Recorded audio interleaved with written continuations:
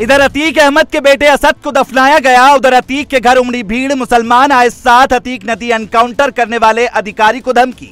अतीक ने आधी रात पत्नी शाइस्ता परवीन पर खोला राज। अतीक के आतंकी कनेक्शन की जांच में बड़ा खुलासा। अब अतीक के एनकाउंटर की स्क्रिप्ट तैयार। अतीक के बेटे के एनकाउंटर पर मुसलमानों ने जो कहा उससे मच गया तहलका। पुलिस की प्लानिंग लीक, असद के बाद शाइस्ता का नंबर। इधर उत्तर प्रदेश पुलिस को जिस बात का डर था, उधर अतीक के घर पर वही हो गया। जब से अतीक के बेटे असद का एनकाउंटर हुआ है, तब से इस पर सियासत भी तेज हो गई है और लोग आरोप लगा रहे हैं कि जाति विशेष के लोगों को मारा जा रहा है। कुछ लोगों ने माहौल भी खराब करने की कोशिश की और इसे हिंदू मुसलमान बनाने का पूरा प्लान बनाया। ऐसा करने के पीछे का मकसद ये था कि किसी भी तरह से योगी आदित्यनाथ को बदनाम किया जाए और ये दिखाया जाए कि पुलिस ने जो एनकाउंटर किया वो फर्जी है। लेकिन शायद ये लोग भूल गए कि किस तरह से असद ने उमेश पाल के सीने में कई गोलियां उतारी थी।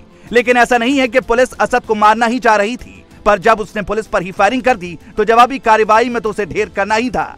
पर जैसे ही प्रयागराज में अतीक के आसपास के लोगों को असद के एनकाउंटर की खबर मिली, वो इकट्ठा हो गए और ऐसा लग रहा था कि अब बड़ा बवाल हो सकता है। लेकिन जैसे ही बात बाबा की पुलिस तक गई, पुलिस के जवान वहां पहुंच गए और लोगों को वहां से हटाया। अतीक के बेटे असद को सुपुर्द खाक किया जा चुका है, लेकिन अभी भी प्रयागराज में उसके घर के पास भीड़ है। पुलिस की हर एक आदमी पर नजर है ताकि कोई भी माहौल खराब ना कर पाए।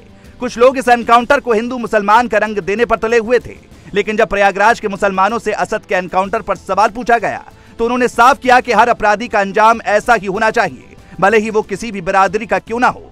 अतीक के करीबी लोगों ने भी यही बात कही। उन्होंने भी ये बात मानी कि अतीक अहमद प्रदेश में खौफ फैलाने का काम कर रहा था और उसका बेटा भी उसी के रास्ते पर निकल पड़ा था, जिसका अंजाम क्या हुआ वो पूरी दुनिया ने देख लिया। असद के एनकाउंटर के बाद से ही अतीक अहमद का दिमाग काम नहीं कर रहा है और वो पुलिस की पूछताछ में सहयोग भी नहीं कर रहा। बताया जा रहा है कि पूछताछ के दौरान अतीक अहमद मिर्गी के दौरे पड़ने का नाटक कर रहा है ताकि उसे जवाब न देना पड़े।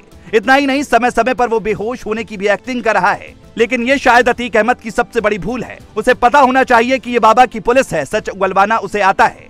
पुलिस की पूछताछ में उसने कहा कि जो मैंने गुनाह किए थे उसकी सजा केवल मुझे ही मिलनी चाहिए, मेरी पत्नी को बख्श दिया जाए। उसने ये भी कहा कि उसे माफिया बनने की कीमत जितनी चुकानी थी वो चुका दिया। अतीक ने कहा कि अब मैं मिट्टी में मिल चुका हूँ और योगी ने जो कसम खाई थी मान लो वो पूरी हो गई। अतीक अहमद अब योगी की पुलिस से हाथ जोड़कर यही कह रहा है कि मुझे जो पता है मैं धीरे धीरे सब बता दूंगा, लेकिन मेरी पत्नी का एनकाउंटर मत करना।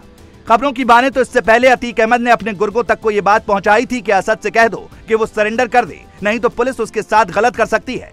यानी अतीक अहमद को पहले ही इस बात का अंदेशा था, पर इसके बावजूद असद ने उसकी बात नहीं मानी और अंजाम उसे भुगतना पड़ा।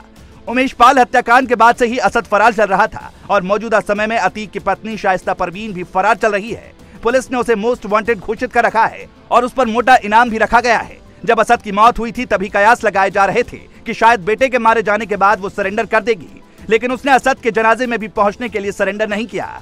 लेकिन ये किसी भी लिहाज से अतीक अहमद के लिए अच्छा साबित नहीं होगा, क्योंकि बाबा की पुलिस जितना लंबे वक्त तक शाइस्ता परवीन को ढूंढेगी, उसकी सब्र का बांध भी उतनी ही जल्दी टूटता चला जाएगा। और अगर एक बार बाबा की पुलिस का सब्र जवाब दे गया तो फिर आगे क्या होगा ये हमें बताने की जरूरत नहीं है। Bureau report.